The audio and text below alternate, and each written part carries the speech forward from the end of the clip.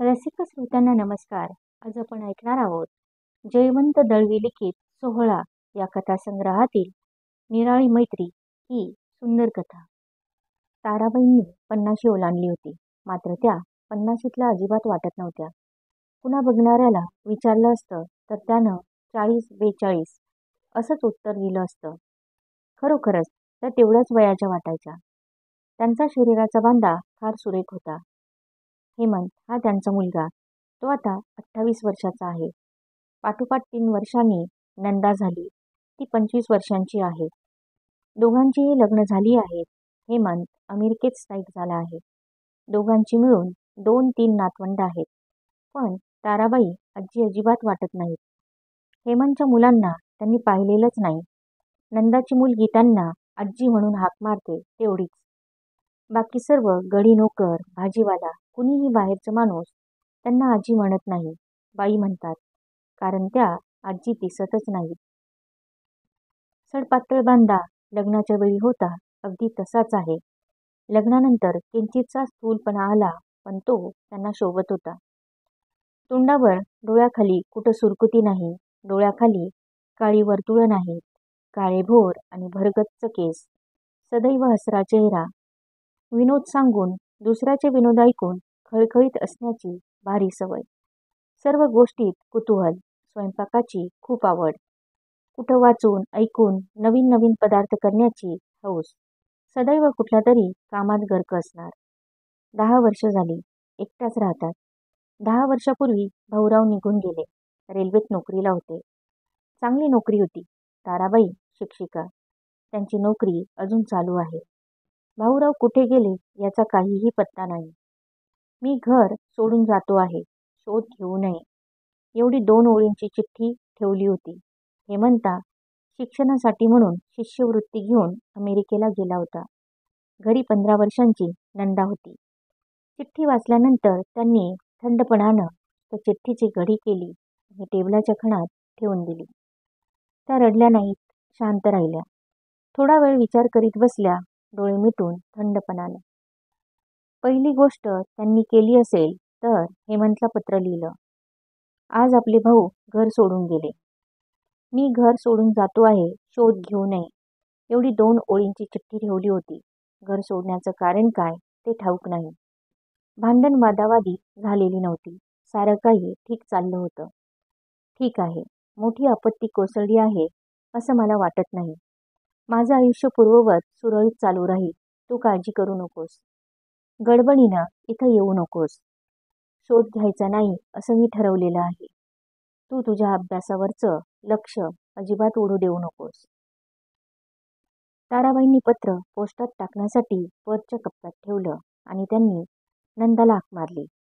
भाऊराव घर सोडून गेले आहेत याची नंदाला कल्पना नव्हती. ती काहीतरी वाचत पलंगावर पडली होती. नंदा. नंदानं वळून पाहिलं. नंदा, आपले भाऊ घर सोडून गेले आहेत. नंदा एकदम चमकली, उठून बसली. घर सोडून? तिला त्याचा अर्थ नीटसा कळला होता की नाही कोण जाणे. म्हणजे परत कधीच येणार नाहीत? बहुधा. मासिक तोंडावर घेऊन ती तोंड फिरवून झोपली आणि रडू लागली. ताराबाईंनी तिच्याकडे पाहिलं. तिचे खांदे हुंदक्यासरशी हिंदकळत होते. ताराबाईंच्या गळ्यात कड आले. पण भाऊरावांसाठी नाही, मुलीसाठी.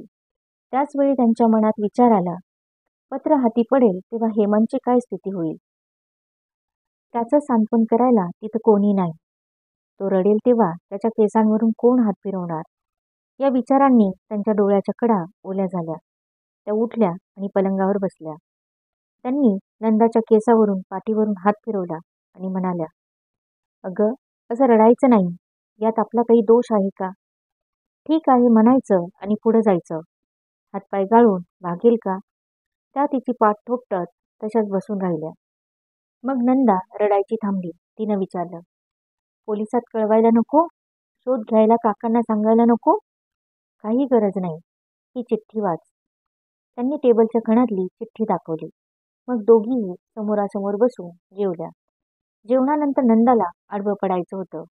तिचं मन स्थिर नव्हतं. काही आठवणी काढून तिला कदाचित थोडं रडायचं होतं. पण ताराबाई साडी नेसता नेसता म्हणाल्या, चल तयारी कर. शाळेत जायचं आहे ना? नंदा काही बोलली नाही. मुकाट्यानं तयार झाली. दोघी शाळेत गेल्या. दोघीही एकाच शाळेत होत्या. बसमधनं जाताना ताराबाईच्या मनात विचार आला. 20 वर्षे संसार केला, तरीही सोडताना का सोडतो आहे, एवढं सुद्धा भाऊंना सांगावंसं वाटलं नाही. मग आपण कशाला एवढं मनाला लावून घ्यायचं? भाऊरावांचं एकूण वागणं सुद्धा नीरसच होतं. घरात परका पाहुणा आला आहे असं वाटायचं. सकाळी उशिरापर्यंत बिछाण्यात लोळायचं. मग घाईघाईनं पेपर वाचायचा. पेपर वाचताना सुद्धा सरळ बसायचं नाही. खुर्चीत झोपल्यासारखं बसायचं. 2 पाय समोर फाकून मग घाईघाईनं दाढी, अंघोळ, ओल्या टॉवेलनं जेवायला बसायचं. जेवण सुद्धा दुष्काळातून आल्यासारखं. 4-5 चपात्या पटापटा खायच्या. भाजी सुद्धा पाण्यात घातली की संपली. भजी, कचऱ्या पाण्यात घातल्या की दुसऱ्या क्षणी अदृश्य. कुठल्याही पदार्थाबद्दल कधी कौतुकाचा, प्रशंसेचा शब्द नाही.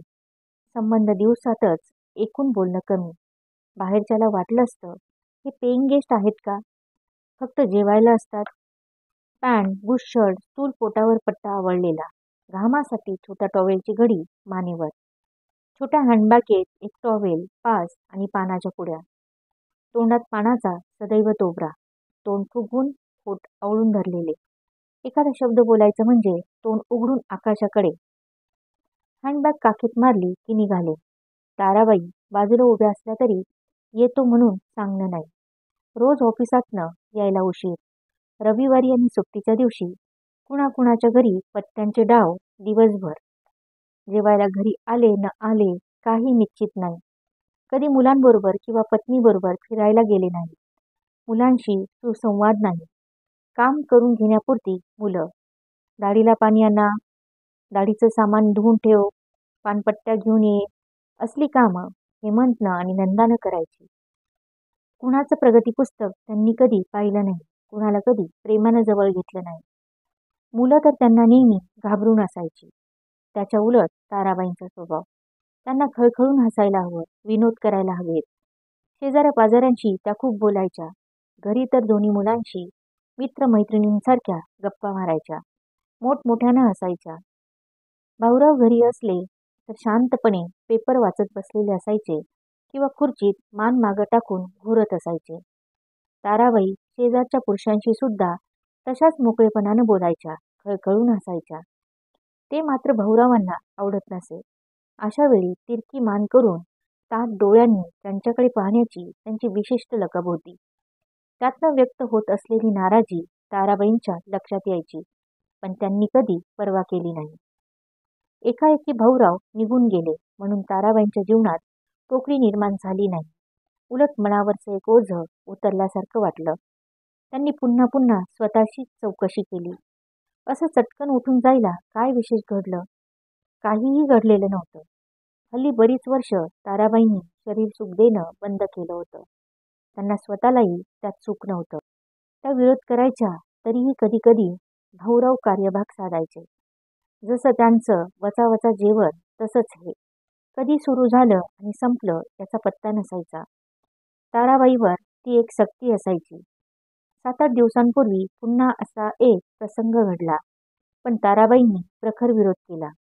उठल्या आणि गॅलरीत येऊन बसल्या. बाहेरच्या खोलीत नंदा जागी होती. तिनं विचारलं, गॅलरीत का ग बसलीस? वाऱ्यासाठी ग, आत अजिबात वारा नाही. बराच वेळ गॅलरीत बसून राहिल्या. नंदा झोपली. त्या पुन्हा झोपण्यासाठी आत गेल्या तर भाऊराव शांतपणे घोरत होते. एवढ्या एका गोष्टीसाठी ते घर सोडून जाणार नाहीत. मग का गेले असतील?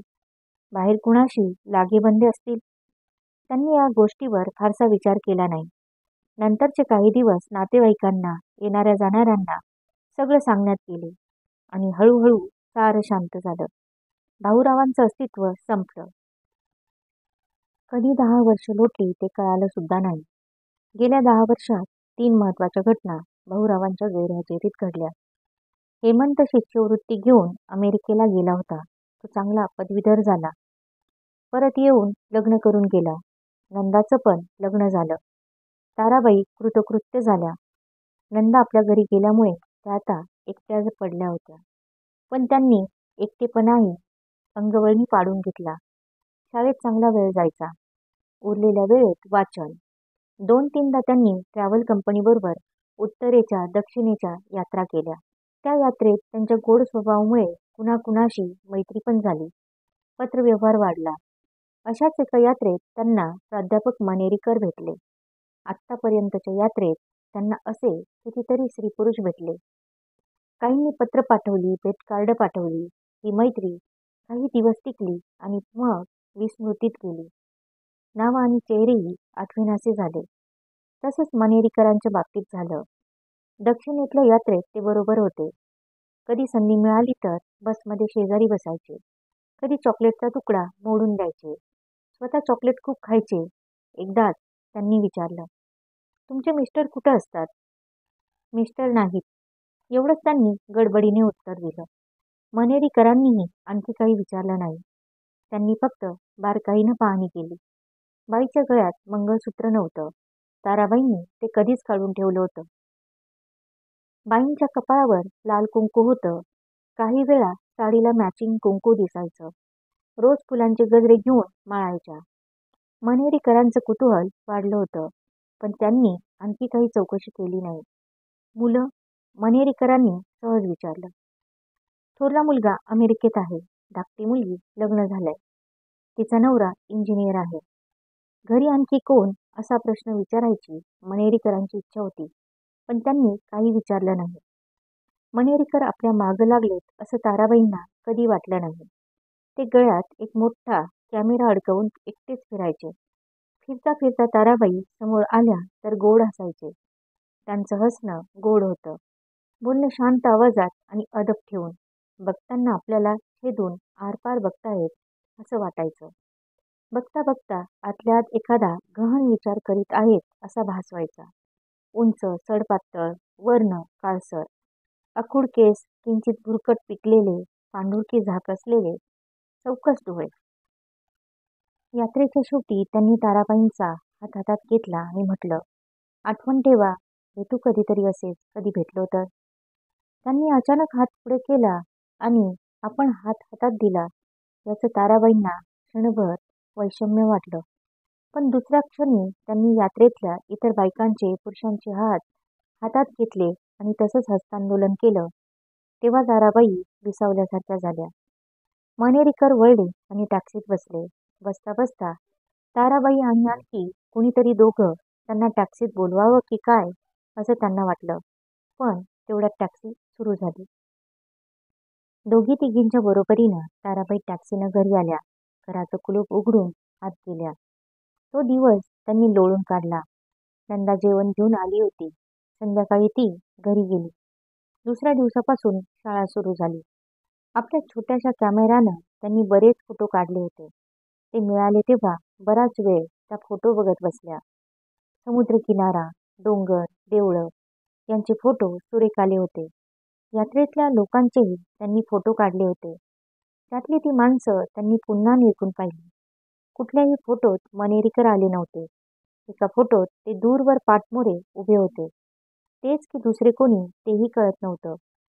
काही दिवस त्यांनी शाळेतल्या शिक्षकांना, शेजारच्यांना फोटो दाखवून यात्रेतल्या गमती जमती सांगितल्या आणि हळूहळू यात्रा विसरली गेली.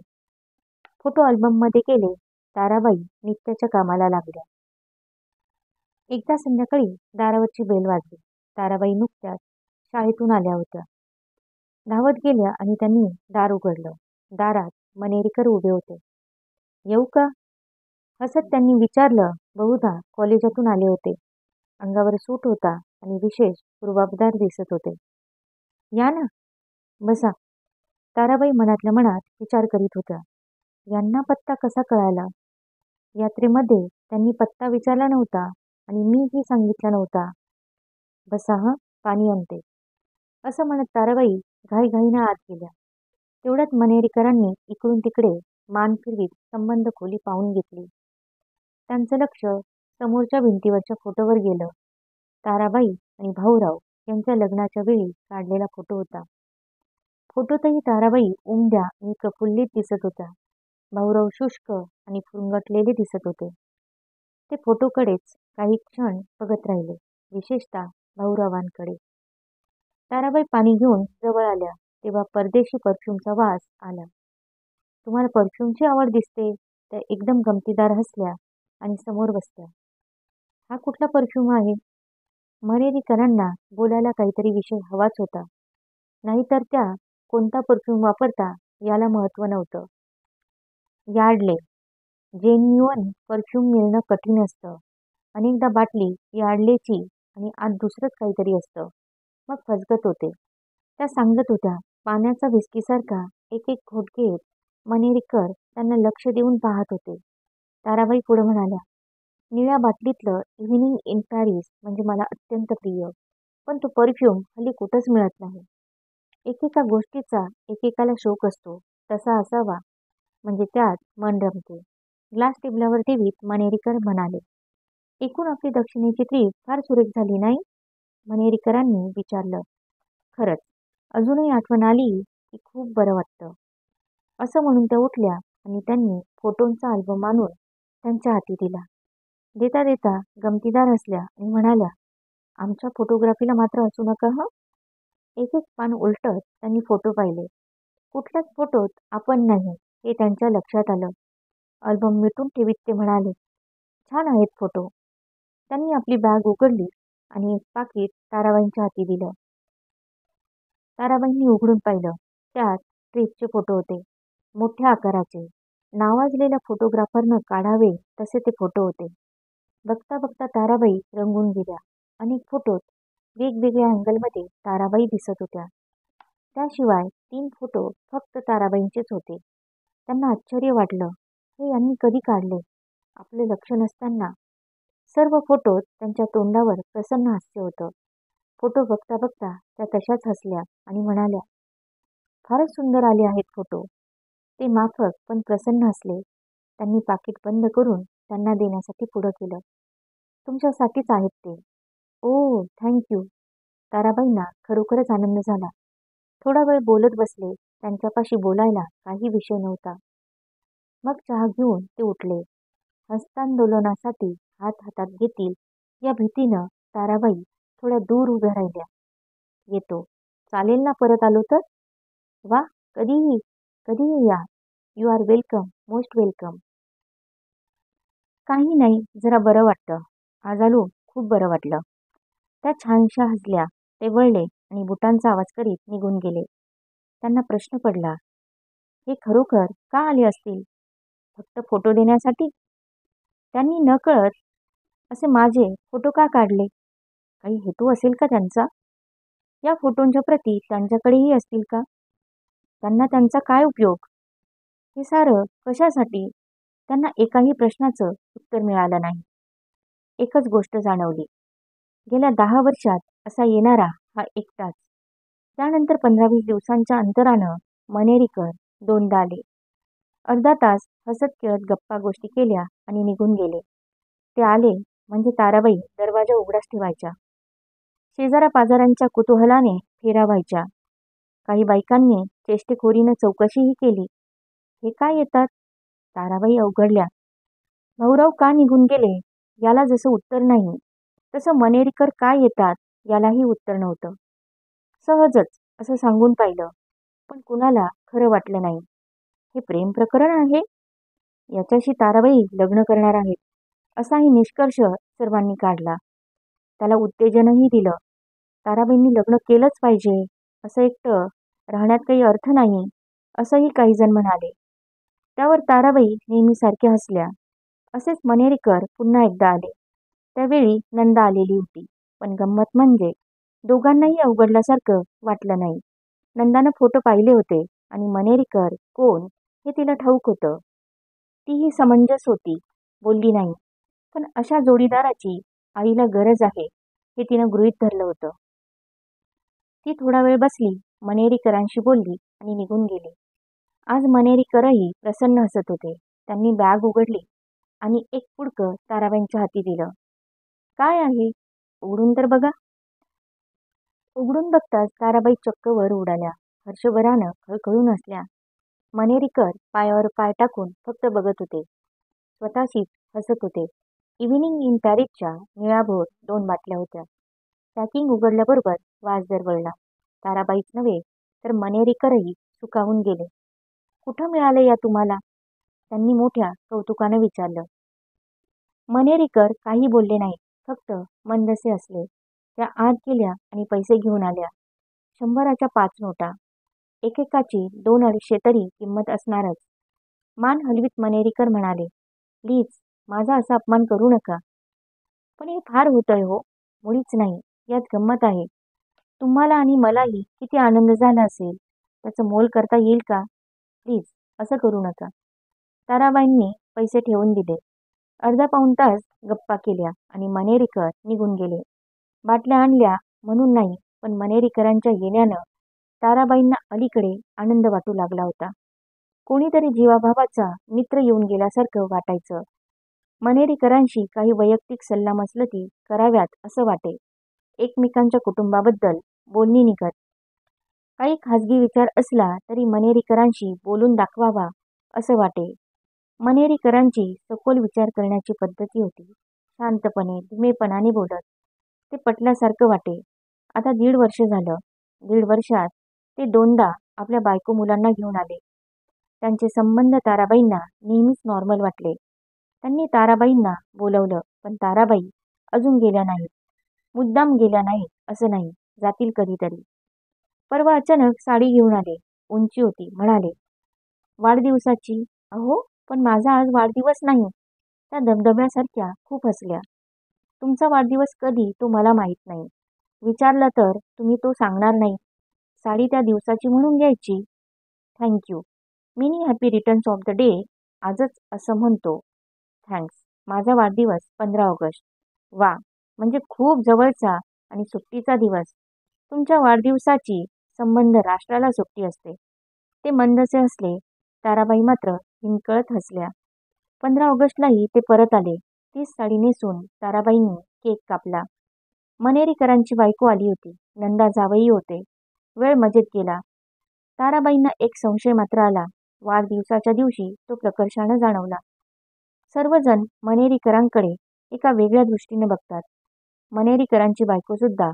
यातून काही घडत नाही याची सर्वांना जाणीव आहे. पण या मैत्रीचं अनोखं रूप अजून कुणाला कळत नाही.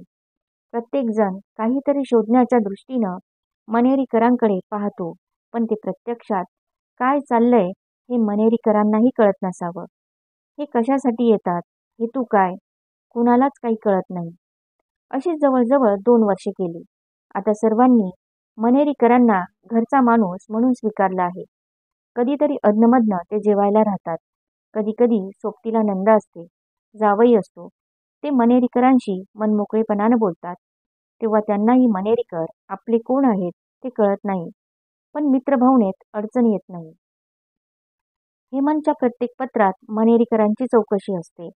मनेरीकर नंदाच्या छोट्या मुलीला घेऊन खूप खेळवतात. तेव्हा तर तल्लीन झालेले असतात. मनेरीकर आले नाही तर ताराबाईंना चैन पडत नाही. त्या कामात दंग असतात, पण मनानं त्यांची वाट पाहतात. त्यांच्याशी बोलल्यानंतर त्यांना खूप प्रफुल्लित वाटतं. नंतरचे काही दिवस चांगले जातात. हल्ली हल्ली तर त्या निरोप देण्यासाठी एक जिना उतरून कंपाऊंडच्या फाटकापर्यंत जातात. फाटकापाशी बोलत 2-4 मिनिटं थांबतात. येणारे जाणारे बिल्डिंगमधले सर्वच बघतात. याचं त्यांना काहीच वाटत नाही. हा नातेबंध आकलनाच्या पलीकडे गेल्यामुळे बिल्डिंगमधल्या लोकांचंही कुतूहल आता संपलं आहे. एकदा संध्याकाळी ताराबाई शाळेतून आल्या. जिना चढून कुलूप काढायला वळणार तोच तिथल्या काळोखात छोट्या पत्र्याच्या पेटीवर कुणीतरी बसलं आहे असं त्यांना वाटलं. ताराबाईंना बघताच तो माणूस उठून उभा राहिला. कुलूप उघडता उघडता त्यांनी विचारलं, कोण? मी, भाऊ. खरबरीत आवाज आला. ताराबाईंच्या सर्वांगातून वीज सरकून गेली. दरवाजा उघडून त्या शांतपणे आत आल्या. बाहेरच्या खुर्चीत भाऊराव बसले होते. ताराबाईंनी पाण्याचा तांब्या आणून पुढ्यात ठेवला आणि आत जाता जाता एका कटाक्षात भाऊरावांना पाहून घेतलं. भाऊराव निम्मे झाले होते. केस पिकून विरळ झाले होते. पोट पाठीच्या कण्याला टेकलं होतं. खांदे वर आले होते. डोळ्याभोवती सुरकुत्या पसरल्या होत्या. अंगावर मळकट शर्ट पॅन्ट होती. कॉलर मागं टॉवेल ठेवला होता. ताराबाई उत्साहाने विचारपूस करतील असं भाऊरावांना वाटलं असावं, पण ताराबाई काहीच बोलल्या नाही. चहा करता करता उभ्या उभ्याच त्यांनी विचार केला. आता 10-12 वर्षांनी येतायत. जाताना जातो म्हणून सुद्धा सांगितलं नाही. यांची काय म्हणून विचारपूस करायची? कशासाठी? यांचा आपला संबंध काय? चहा आणि बिस्किटं दिली ती त्यांनी क्षणात फस्त केली. रात्री ताट वाढताच ताटावर बसले. पूर्वीसारखेच वचावचा जेवले आणि उठले. बेडरूममध्ये झोपायला आले. 2 कॉट्सवर 2 गाद्या होत्या. नंदा आली म्हणजे दुसऱ्या गादीवर झोपायची. त्या गादीवर त्यांनी अंग पसरलं. ताराबाईंनी आपल्या गादीची वळकटी करून गॅलरीत पसरली आणि त्या झोपल्या. पण त्यांना झोप नव्हती. त्या दक्ष होत्या. मध्यरात्री कधीतरी भाऊराव उठून बाहेर आले आणि गॅलरीच्या दारात उभे राहिले. त्यांचा काय विचार होता कोण जाणे, पण ताराबाई जाग्याच होत्या. त्या एकदम उठून बसल्या आणि काही घडलेलंच नाही असं भासवीत गॅलरीतनं बाहेर काळोखात बघू लागल्या. भाऊराव थोडा वेळ पुतळ्याप्रमाणे तिथं उभे राहिले आणि मग आत जाऊन झोपले. 8 दिवस झाले. भाऊराव दगड टाकल्यासारखे बसून होते. एकदा त्यांनी पैशाची मागणी केली. मला 50 रुपये हवेत. मागताय म्हणून देते, पण परत मिळणार नाहीत. मला माझा खर्च आहे. त्यांनी 50ची नोट त्यांच्या अंगावर फेकली. जमिनीवर पडलेली नोट भाऊरावांनी उचलून घेतली आणि पानपट्ट्या आणण्यासाठी कोपऱ्यावर गेले. भाऊरावांना काही कामधंदा नव्हता. तासनतास एका जागी बसून राहत. 2 वेळ चहा, 2 वेळा जेवण. इतर वेळी एक पेपर डोळ्यासमोर धरून बसलेले असत. कधी पेपर पोटावर पडलेला असे आणि ते घोरत असत. एकदा मनेरीकर आले. मनेरीकरांना बघताच भाऊराव चमकले. त्यांच्या कुडीत जीव आला. त्यांना पेपर बाजूला करून बघत राहिले. मनेरीकरांनी पहिल्या कटाक्षात त्यांना ओळखलं. नमस्कार करीत म्हणाले, नमस्कार, मी प्रोफेसर मनेरीकर. भाऊराव सरकून बसले एवढंच. काही बोलले नाहीत की हसले नाहीत. पेपर तोंडासमोर धरून पेपरावरून मनेरीकरांकडे बघत राहिले. मनेरीकरांनी दुर्लक्ष केलं. ताराबाईंनीही त्यांना डोळ्यांच्या खुणा करून दुर्लक्ष करायला सांगितलं. त्यानंतर मनेरीकरांनी भाऊरावांकडे पाहिलंही नाही. त्यांच्या ताराबाईंशी नेहमीप्रमाणे गप्पा चालू झाल्या. ताराबाईही भाऊरावांचं अस्तित्व विसरून हसत खेळत बोलत राहिल्या. तासभर गप्पा मारून मनेरीकर उठून गेले. ताराबाई त्यांना कंपाऊंडच्या फाटकापर्यंत पोचवायला गेल्या. ताराबाई परत येताच भाऊरावांनी पोलिसी खाक्यात एकदम विचारलं, कोण होता तो? त्याच्याशी तुम्हाला कर्तव्य नाही. नेहमी येतो? हो. त्याच्याशी लग्न करणार आहेस? तो माझा प्रश्न आहे. दात होट खात भाऊराव ताराबाईकडे बघत राहिले. पण ताराबाई तिथं थांबल्या नाहीत. हे आता रोजचंच झालं आहे. नेहमीसारखे मनेरीकर येतात. एकदा तर जुईचा सुंदर गजरा घेऊन आले. ताराबाईंनी गजरा घेतला, त्याचा वास घेतला आणि आंबाड्याभोवती माळला. बराच वेळ गप्पा करीत बसल्या. त्यांचं हसणं खिदळणं असं असायचं की जणू भाऊराव तिथे बसलेलेच नाहीत. भाऊरावही तिथं न बसल्यासारखे बसलेले असतात. समोर पेपर धरतात. पेपरच्या वरच्या कडावरून मनेरीकरांना बघत राहतात. हे काय चाललंय ते त्यांनाही कळत नाही.